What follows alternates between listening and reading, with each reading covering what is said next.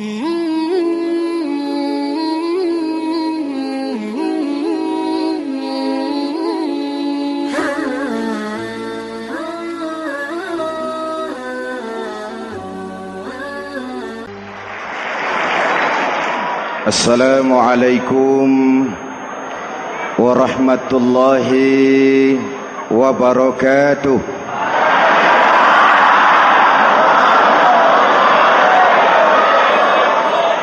Alhamdulillahi rabbil alamin. Wassalatu wassalamu ala asyrafil mursalin Sayyidina wa maulana Muhammadin wa ala alihi wa sahbihi ajmain, amma ba'du. Para ulama yang saya muliakan, hadirin hadirat ma'asyiral muslimin yang saya cintai, banyak kita alami perubahan-perubahan yang terjadi, baik perubahan yang menyangkut sosial budaya, lebih-lebih yang menyangkut sosial politik. Yang tidak banyak mengalami perubahan adalah sosial ekonomi. Bahkan angka kemiskinan kita naik menjadi 3/5 dari total penduduk kita hidup di bawah garis kemiskinan, dan 20% diantaranya miskin mutlak.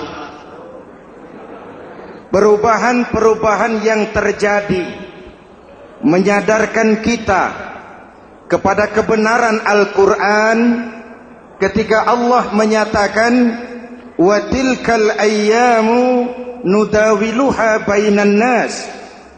Hari itu kami putar di antara manusia. Ada saat datang, ada waktu pergi.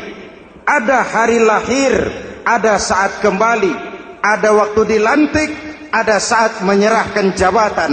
Hari kami putar di antara manusia dan hidup cuma sekadar menunggu giliran.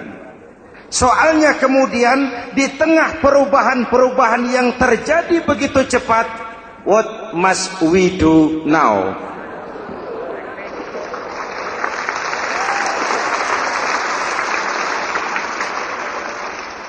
Saya juga nggak ngerti itu.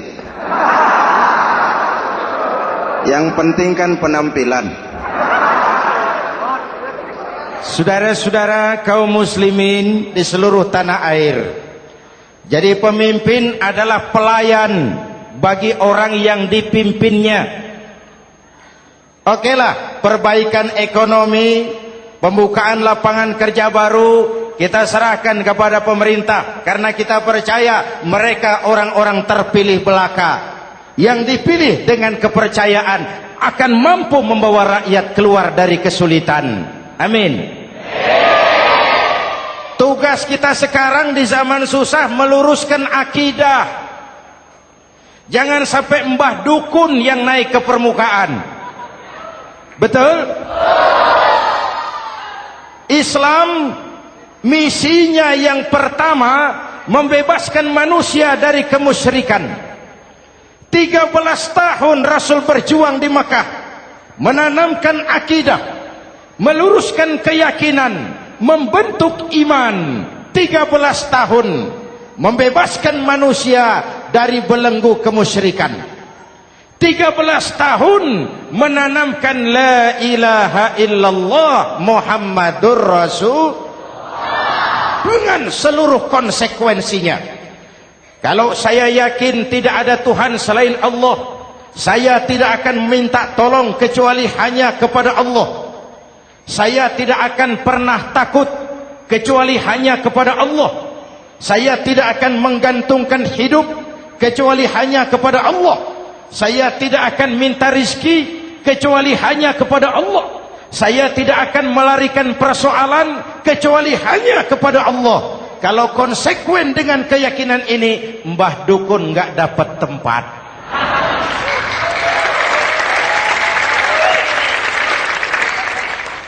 Akur? Ayo lihat secara sederhana. saya sandaran di tiang, tiangnya ambruk, sayanya jatuh.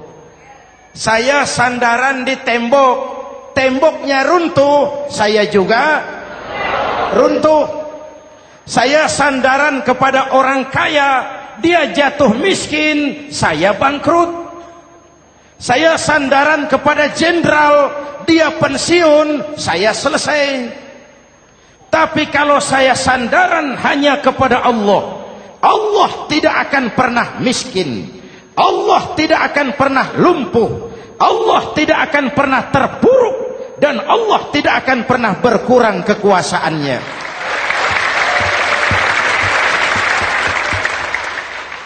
Maka umat Islam, sesulit apapun zaman yang kita hadapi, Allah juga tempat kita bersandar. Jelas? Selama ini kita iman dalam ucapan, tapi sekuler dalam perbuatan. Di masjid ada Allah, di kantor Allah tidak ada, maka korupsi merajalela.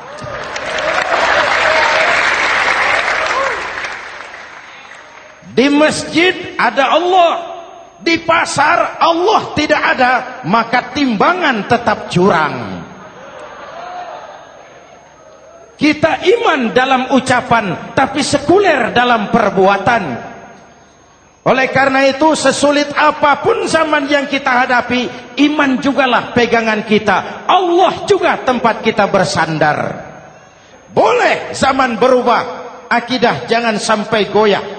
Karena iman kita hidup, untuk iman kita berjuang, dan dalam iman kita ingin kembali menghadap Allah Subhanahu. Selama ini manusia Indonesia kita lebih banyak diisi otaknya, hati sering kosong, agama dangkal, akidah rapuh, moral rendah. Memang kemudian muncul banyak orang-orang pintar, cuma sayang tidak benar. Indonesia kita bangkrut, Indonesia kita terpuruk, Indonesia kita sakit parah kalau diurus orang yang cuma pintar tapi tidak benar. Kita perlu orang-orang pintar, tapi kita lebih perlu orang benar. Jelas? Kalau cuma pintar tapi tidak benar, itu yang sering saya sampaikan, nanti disuruh ngurus beras malah nimbun beras.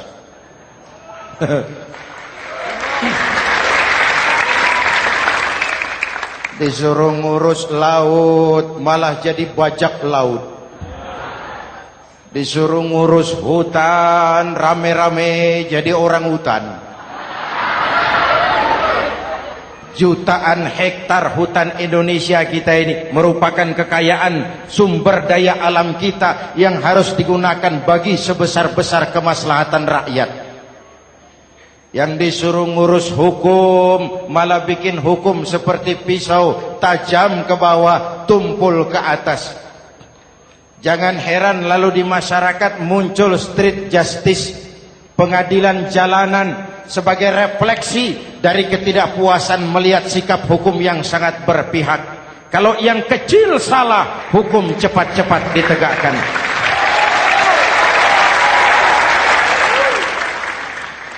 Lihat saja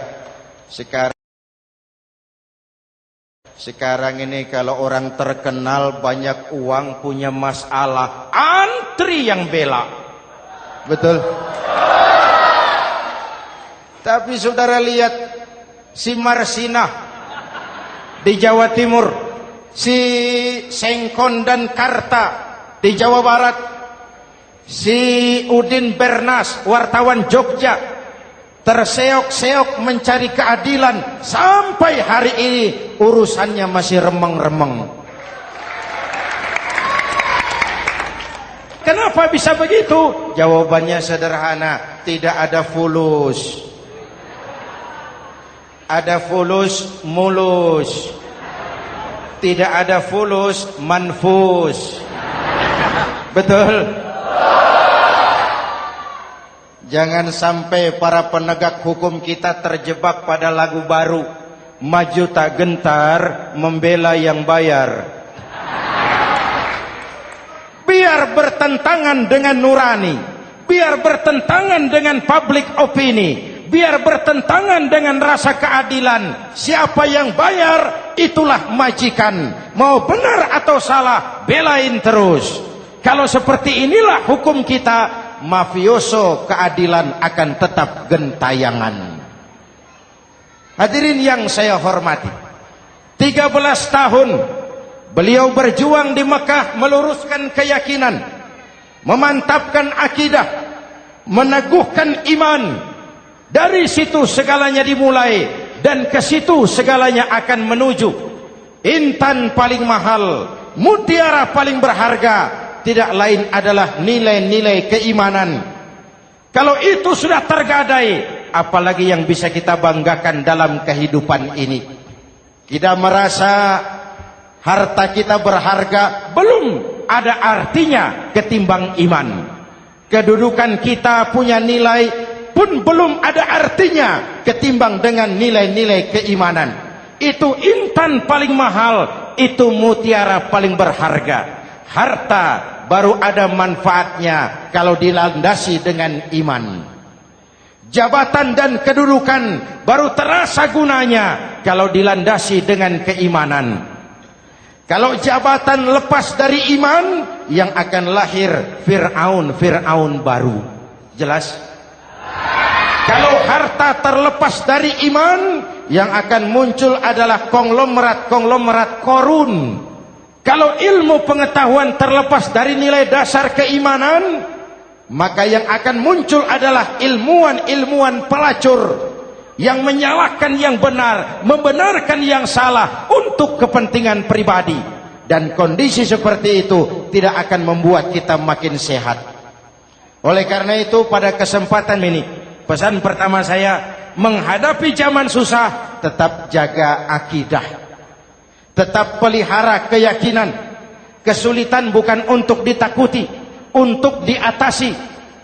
Hidup adalah kerja keras, bukan keajaiban.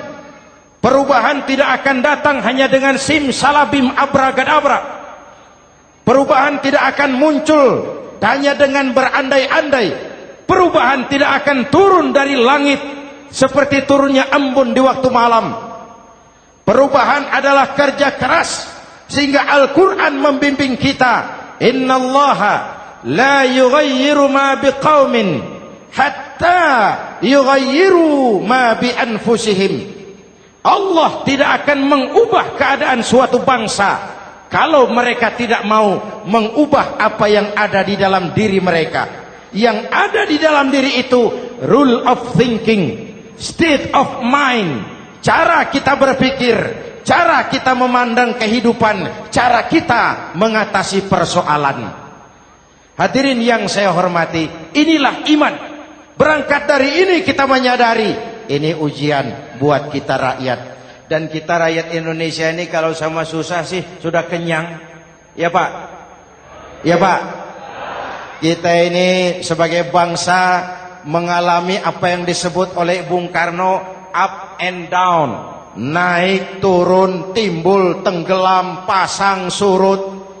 350 tahun dijajah oleh Belanda, kita susah. Berangkat Belanda, masuk Jepang, susah lagi. Pergi Jepang, datang nikah, susah lagi. Lalu kita merdeka, dirongrong oleh berbagai pemberontakan, susah lagi. Makan bulgur, antri minyak. Lalu PKI berontak, susah lagi. Muncul orde baru, lama-lama susah lagi. Orde baru selesai, naik reformasi, mulai repot nasi, susah lagi.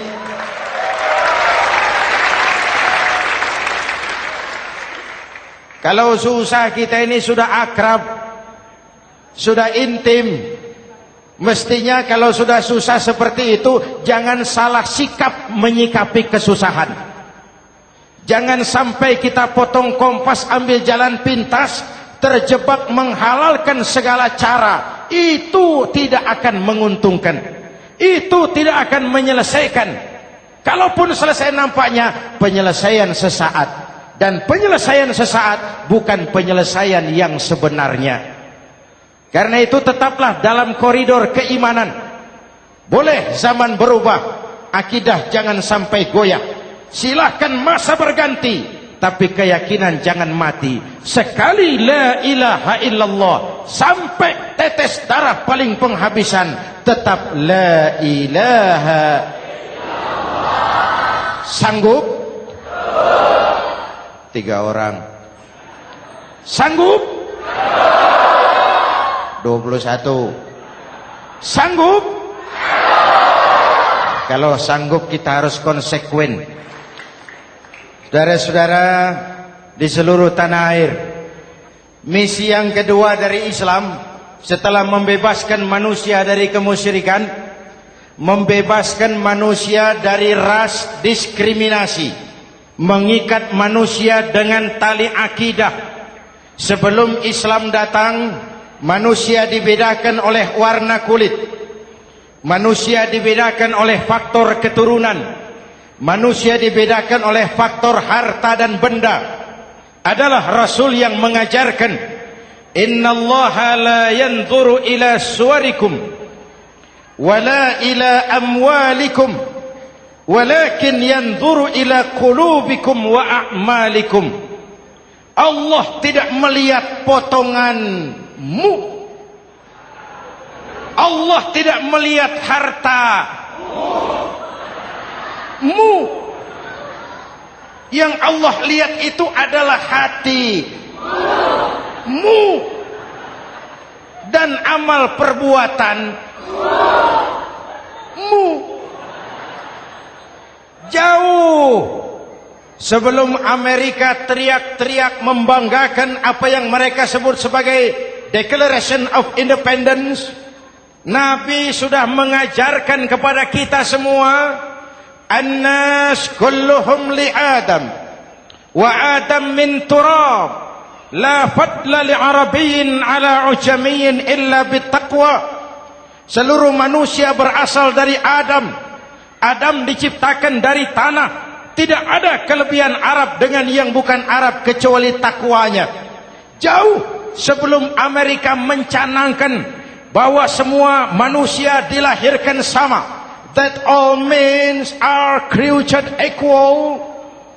Jauh sebelum itu Islam sudah membebaskan manusia dari ras diskriminasi. Apa dalam konteks kekinian menghadapi zaman susah tetap jaga kerukunan? Ya Pak, ya Bu, oi Bu. Menghadapi zaman susah tetap jaga kerukunan, baik antar umat seagama, antar umat beragama, maupun antar umat beragama dengan pemerintah. Menjaga kerukunan. Jangan saling sikat sikut di antara kita. Sebab kalau sudah rukun, saya ajak berhitung. 1 ditambah 1 sama dengan, itu matematika namanya. Hasilnya pasti. Tapi angka sosial hasilnya aneh. Saya ubah jadi angka sosial. Ayo kita berhitung lagi. 1 orang takut ditambah 1 orang takut sama dengan 2 orang setengah berani. Kenapa setengah berani? Karena sudah berdua. Tadi kan takut sendiri. Kalau sama-sama takut berkumpul jadi setengah berani. Kalau ditambah 1 orang takut lagi, 1 orang takut ditambah 1 orang takut ditambah 1 orang takut sama dengan 3 orang berani. Kenapa jadi berani? Karena sudah bertiga. Kita yang lemah, kita yang marginal, kita yang dikucilkan, bahkan kita yang dilecehkan, kalau mau rukun kita akan kuat dan tidak bakal dipermainkan orang.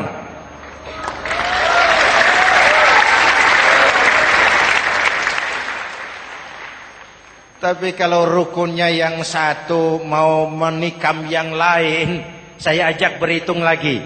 Yuk berhitung yuk. 1 ekor ayam ditambah 1 ekor musang sama dengan 1 ekor musang. Kemana ayamnya? Dimakan musang. Betul nggak nih hitungan? Ayo kita hitung lagi. 1 ekor ayam ditambah 1 ekor musang sama dengan 1 ekor musang. Kemana ayamnya? Dimakan musang. Jadi kalau kita suka kumpul dengan orang yang mau makan kita, selesailah kita.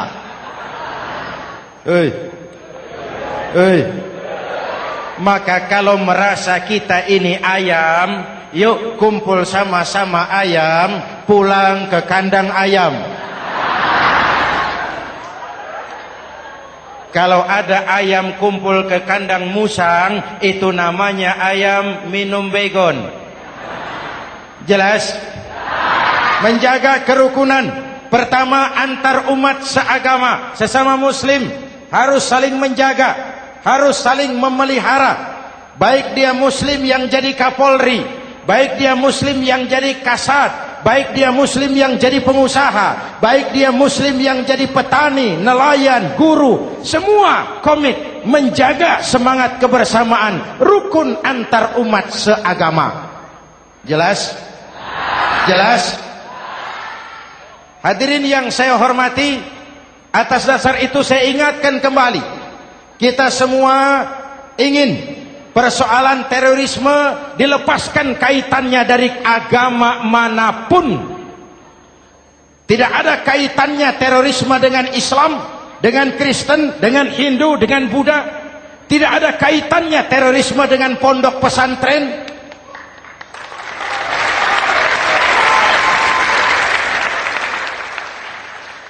Jangan sampai pesantren jadi kambing hitam. Karena sejak zaman penjajahan, pesantren sudah terbukti memberikan kontribusi bagi perjuangan memerdekakan rakyat Indonesia. Rukun antar umat seagama. Yang kedua, rukun antar umat beragama. Islam ini rahmatan lil. Jangankan manusia walaupun berbeda agama, binatang saja dihormati. Ada hadis, fa iza zabahtum fa ahsinuz zibhata. Kalau kamu menyembelih hewan, sembelihlah dengan cara yang terbaik.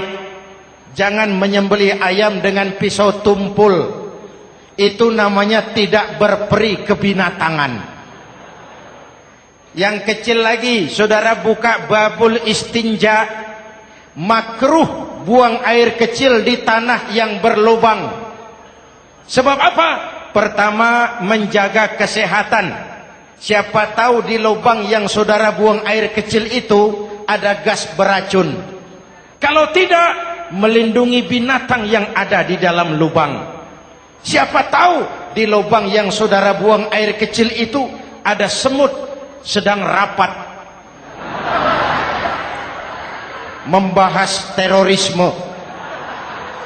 Apa dosanya lalu mati dikencingi? Ini namanya rahmatan lis semut. Binatang saja dilindungi. Maka perbedaan agama tidak harus menyebabkan kita bertolak belakang.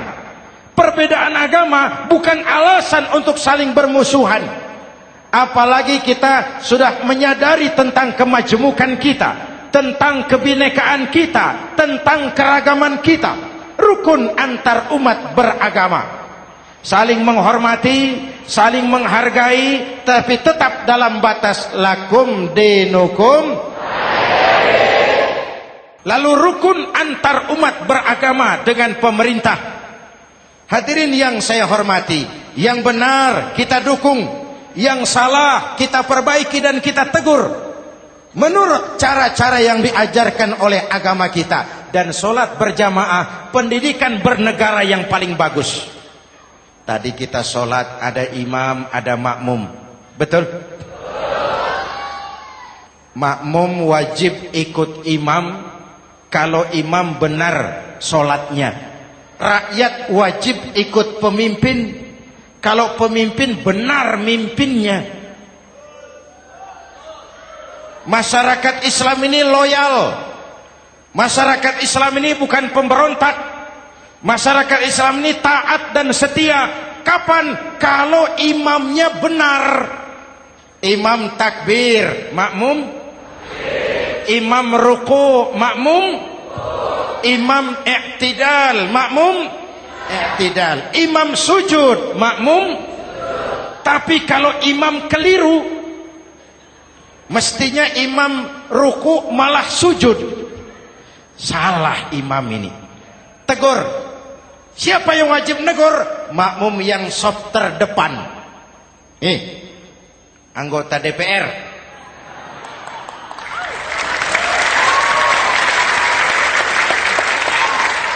Ini wakil-wakil makmum ini.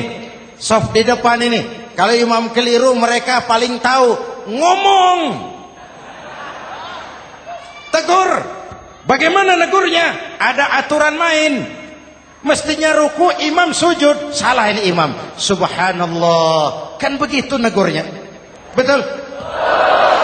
Tidak boleh juga imam keliru makmum emosi.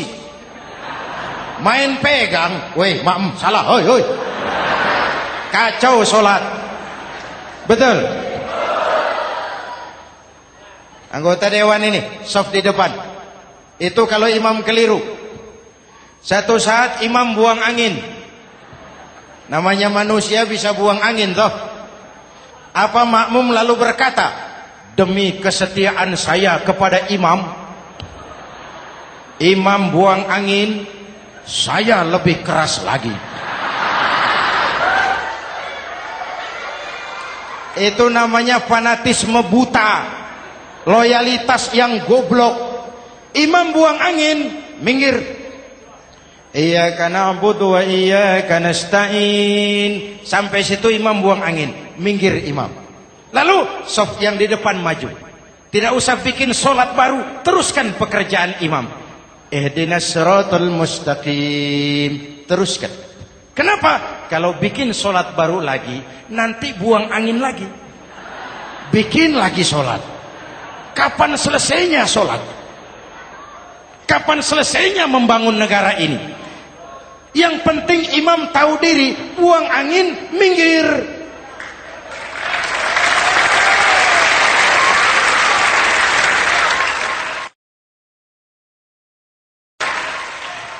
Ini kacaunya solat berjamaah kita sekarang.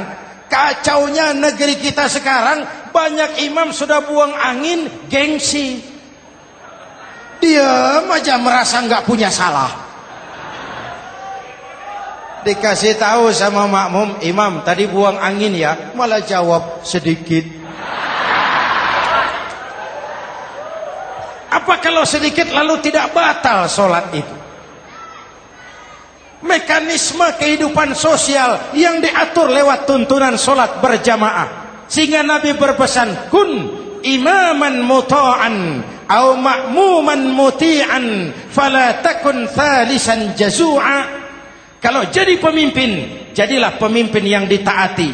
Kalau jadi makmum, jadilah makmum yang mentaati. Jangan jadi golongan ketiga pemecah belah. Di depan tidak jalan, di belakang takut, ditaruh yang di tengah, di depan didorong, yang belakang ditendang. Ini namanya biang kerok. Saudara-saudara, dari uraian singkat ini saya ambil beberapa catatan pokok. Pertama, kalau ada intan paling mahal, kalau ada mutiara paling berharga dalam hidup kita, itu tidak lain adalah karena keyakinan. Hidup jadi indah, hidup jadi berharga, hidup jadi berarti kalau didasari atas sebuah keyakinan. Dan keyakinan itu tidak lain adalah nilai iman kita, akidah kita kepada Allah Subhanahu wa taala. Yang kedua, tetap menjaga kerukunan. Sesulit apapun zaman yang kita hadapi, kita tetap harus menjaga semangat kebersamaan. Kita harus tetap menjadi lem perekat yang menjaga keutuhan, baik sebagai bangsa maupun sebagai umat. Perbedaan adalah wajar, harus dihormati sebagai ciri kehidupan berdemokrasi. Tapi jangan perbedaan menjadi sebab kita bermusuhan, dan jangan perbedaan menyebabkan kita saling berpecah belah. Hormati perbedaan, jangan perbedaan dipandang sebagai permusuhan. Dengan akidah yang kuat dan kebersamaan yang kokoh, ayo kita hadapi kesulitan, kita atasi kesulitan, dan dengan kerja keras untuk menyongsong hari esok yang lebih pasti. Mari kita Fatihah, semoga Allah memelihara kita bangsa Indonesia. Ala hadhihi niyah wa ila hadratin Nabi. Al-Fatihah.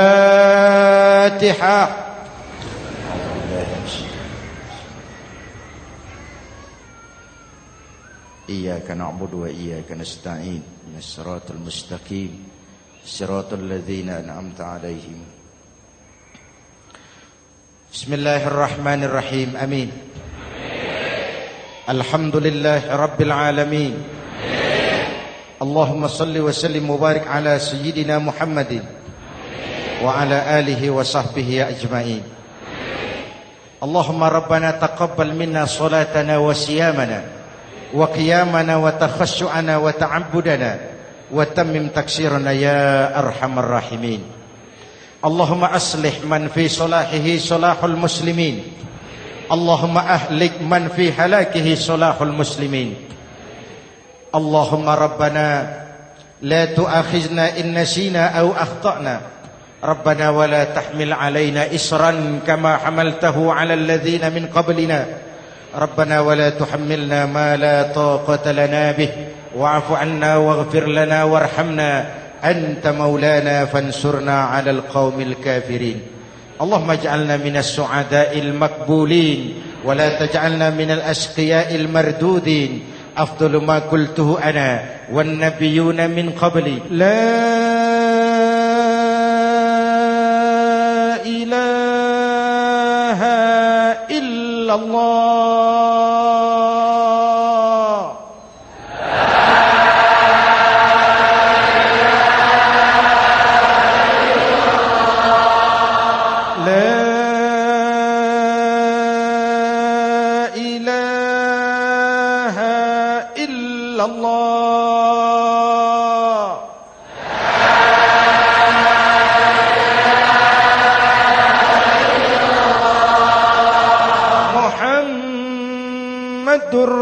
Rasulullah.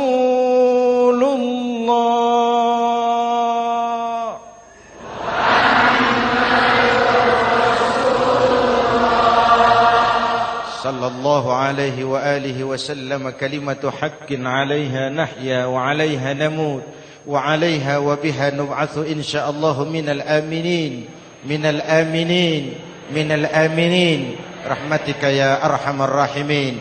Sallallahu ala sayyidina Muhammad wa ala alihi wa sahbihi ajma'in. Ana rabbika rabbil izzati amma yasifun. Salamun alal mursalin. Walhamdulillahi rabbil alamin.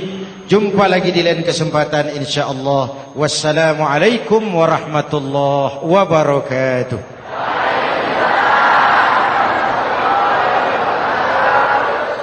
Mm-hmm.